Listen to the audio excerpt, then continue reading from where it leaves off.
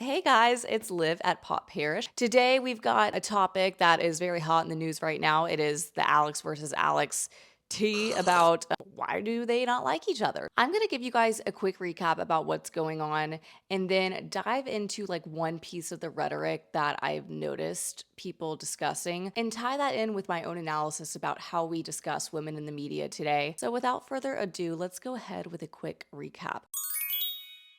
Alix Earle joined Alex Cooper's Unwell Network in 2023, and later in February of 2025, Alex Cooper announced that they would be dropping Alix Earle's Hot Mess podcast from the network. So no one really knows exactly what happened. People were kind of assuming that this was a less than amicable split between the two Alexes. Since then, Alix Earle has been passively showing that she does not like Alex Cooper through liking pieces of media that are being critical of Alex Cooper. So most recently, Alix Earle had reposted a TikTok, which was a pretty blatant display of her disdain towards Alex Cooper. This creator, she compared Alex Cooper to an ambulance chaser, which is like when a lawyer follows the ambulances to try to get clients to make him more money. I would honestly compare Alex Cooper to an ambulance chaser. Like, you just had the most horrific accident of your life. You're, hanging on by a thread, don't know if you're going to make it, and she's the first one there. She is profiting off of women's like heartaches and failures and all these awful things that happen to women. She's profiting off of it. That's not girl power. So saying that she's an ambulance chaser, that she is the Grim Reaper because she's just like there to feed off whatever misery you're going through, which in my opinion, like Alex Cooper, she has an interview show. Like, you're gonna bring people on who people are discussing in the media, and that usually happens when things of note are going on. Sort of exactly what's going on right now. Not to agree with Dave Portnoy, but I didn't think the take made much sense, though I do have other criticisms of Alex Cooper, which we'll get into later in the video. So Alix Earle, she reposts this TikTok. Then on Monday, April 13th, a few days ago, Alex Cooper gets on her TikTok and posts a video directly calling out Alix Earle, telling her that she sees her passive aggressiveness online, and if she has an issue with her, just come out and say it. Alix Earle, hey girl. The passive aggressive reposts and the likes and the commenting on things, I gotta call you out here. You're gonna need to get specific and just say what you gotta say about me. Which I thought was an interesting move of her to make.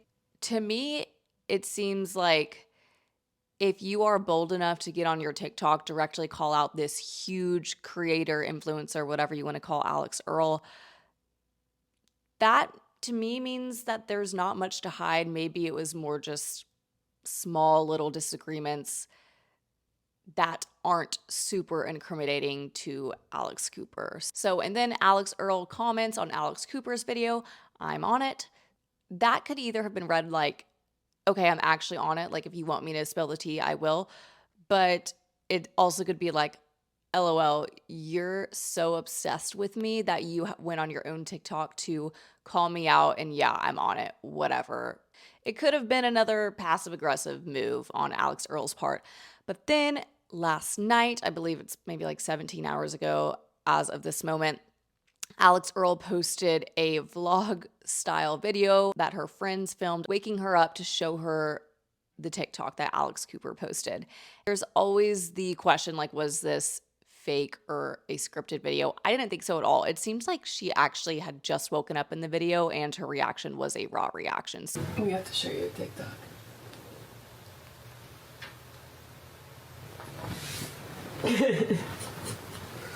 Hey guys. No, I don't usually address this kind of stuff because Is it funny? it feels like a waste of time, and honestly, No. it's embarrassing to participate in this. Other people, and just say it yourself. What's the beef? Okay. I'm really. You okay? Guys, my food bites. Wait, that just literally made my whole day.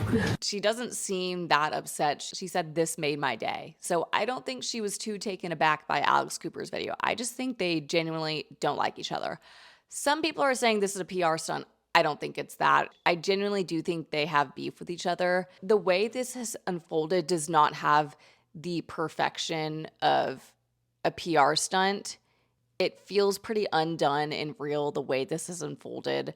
When you say, like, you can't make this up, I feel like you can't make this up, like just the way everything has happened. So through everyone posting their TikToks, giving their takes, I've been listening to podcasts. I've been hearing a very consistent criticism of Alix Cooper. It's this criticism of her that she doesn't have friends in her own industry, the entertainment industry, and it raises a lot of red flags for people. There are a lot of really valid criticisms about Alix Cooper. I don't think you could call her a mean girl because, like, she doesn't talk to anyone to be mean to them. Like, she's very insular.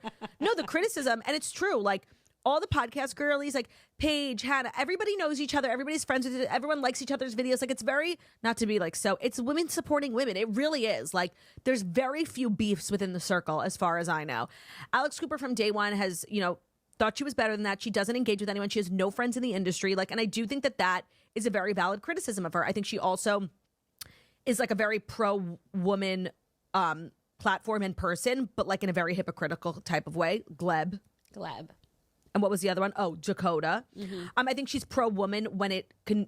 She walks the walk, but she doesn't talk. She talks the talk, but she doesn't walk the walk. Yeah. Whenever a sort of drama like this comes out, people are quick to not take her side because she just doesn't seem like a girl's girl. Now, I do agree with this. I do find a girl not having friends in her own industry unpalatable, and I think a lot of women would also say that that's not a positive look.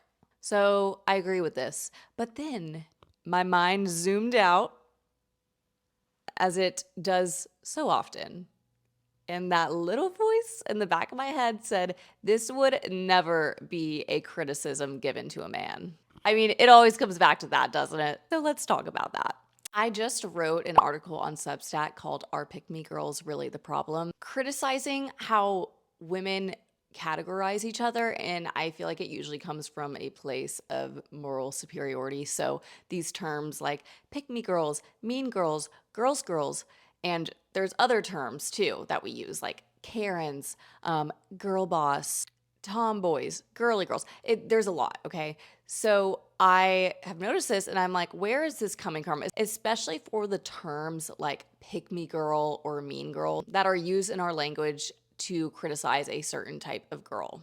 Where I think this type of like mean girl or whatever, I don't think she's as big of a threat as we're all making it out to seem on the internet. Like, I cannot think of the last time I've encountered a mean girl. Like, maybe that stuff happened in high school, but where is that now? I don't know. That's just my own personal experience. So the way that we label each other and this criticism of Alix Cooper not having female friends in the entertainment industry, I think has the same through line of we are really judgmental of girls that don't have other girlfriends, and then we prescribe the mean girl, pick me girl label to them. Like, why as women do we do this? Why do we feel the need to create and then use these labels to categorize other girls? Maybe we're doing it to make sense of the nuances in female friendships and give them a name because maybe they're experiences that do repeat themselves for many girls. But it's like we're really obsessed with making sure that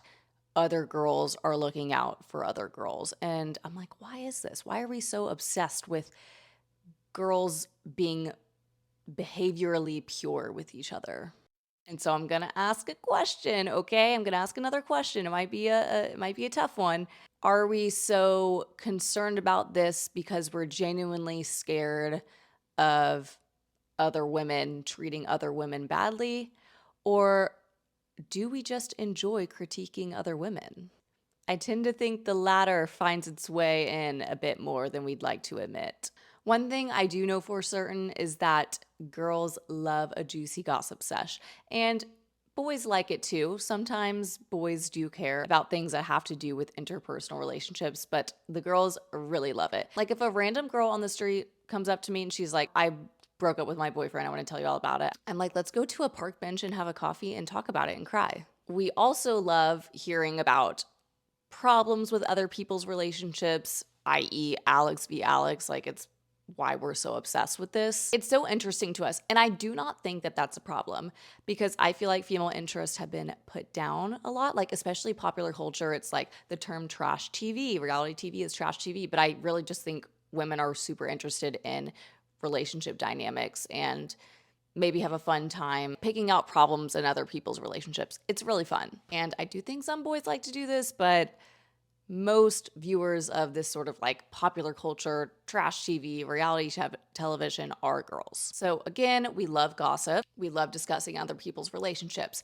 Who's behaving right? Who's behaving wrong? Who wronged who? Should we like her? Should we not like her? Is she rude? Is she a mean girl? Should I not associate with her? Like, we really are concerned with these things. If someone's being mean to another girl, she's a mean girl. If someone is putting down other women to gain attention from a man, she's a pick-me. If a girl is doting on another woman and complimenting her, then she's a girl's girl. But I think like the negative girl terms, like the pick-me and the mean girl, that shows up a lot more in people's like TikTok skits. Insert like Audrey Trulinger or some other ones I've been seeing. Hi, so nice to meet you. You have filler, right?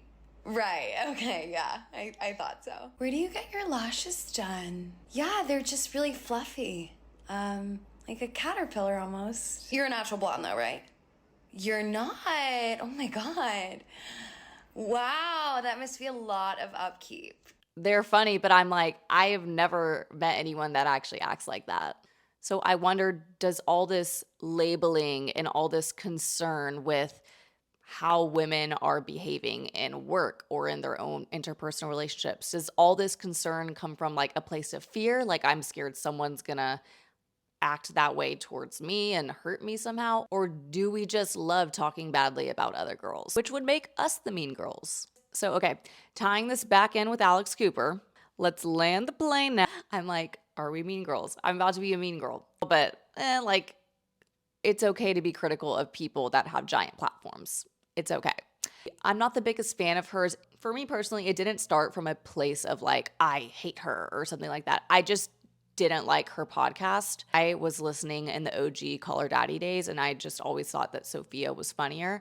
I found Alix to be kind of like forcing her humor at times, where Sophia just like felt effortless and just like she has a natural gift for humor and comedy. So when they split up and Alix did the podcast on her own, I was like, I'm not going to listen to that because Sophia is 70% of the reason why I'm listening in the first place. And so like, I feel like she's forcing herself in the interview seat, but I feel like she does better more like in live events, things that are a bit more provocative, like this whole like mental health, woman empowerment thing. Like, that's not her. That's not true to who she is. Clearly, as we've seen, she doesn't really like being friends with it in her own industry. So like, you can't really use that message and then not act like that. Kind of like Claudia and Jackie were saying that she walks the walk, but she doesn't, or what is it? She talks the talk, but she doesn't walk the walk, whatever it is. I think because she's a woman, she thinks that this is what she should be saying, like girls support girls, women empowerment. And like, she thinks that's maybe what her audience wants to hear. But like, if that's not who you are, girl, like if you're a Sharky business girl, then just say that, or don't even say it. Just don't address it and behave how you want to behave to get your business to the top. I also just listened to Fluently Forward's episode. I think it's called Alix Cooper and the Grift of Unwell. I love all of that girl's takes. Girl. Sorry. Don't call me that. But I really do like all of this girl's takes. Like, she is so smart and has proven to read the industry for filth. Y'all should go watch that episode if you want to learn more. That episode really made me think more critically about how crazy it was that Alix took the name Unwell and built her whole media company based on that branding. And yeah, that's just it makes you look like you're not creative, and that you don't have the level of intelligence needed to come up with a new business name, but you're gonna use like it. To me, it's like, you thought that term that Sophia came up with, you thought it was so good that you had to build your whole empire named off that. Like, so all that being said, going back to my original critique of Alix Cooper, that she doesn't have friends in the entertainment industry. Again, that would never be used as a critique about a man. Like, if we take this like lone wolf businessman archetype. He's running around, making deals, potentially screwing people over. That's just another Tuesday, you know? And I'm not encouraging being a backstabbing businesswoman either. I'm just saying I do think that double standard exists of like if you have a sharky businesswoman like Alix Cooper, you know, it makes headlines, but then another guy does it and it's like we don't even know who that guy is. She is in media, and so that already is just by nature going to have people a lot more interested in you than if you're the business leader at like a Fortune 500 company. So really, like overall thesis, concluding sentence, it would be nice if you support other women, like rainbows and sunshine. I don't think it should be an expected requirement that just because you're a woman, automatically you have to support other women all the time and make sure that everyone else is doing okay. I don't think we should, one, expect it and require it of women, and two, bring them down when they don't do it. Alix Cooper, has a lot of other things going on outside of this. Like, I'm just like not friends with people in my industry. She's done a lot of things. I'm critical of some of the things she's done. I'm just using this whole thing as an example about how we talk about women in the media. Are our standards a little high? Maybe so. Are they high because they are women? Maybe so. And we have high standards of ourselves. I don't know. It's very deep. It's very deep, you guys. Yeah, that was my analysis. I was having a lot of thoughts about this whole thing. I'm very interested to see how it plays out with what is Alex Earl going to say? So over here at Pop Parish, I am on the way to 8 billion subscribers. I currently have 30. If you guys could subscribe and support me in that mission, I would really appreciate that. And thank you guys for watching. I will see you guys next time. Goodbye.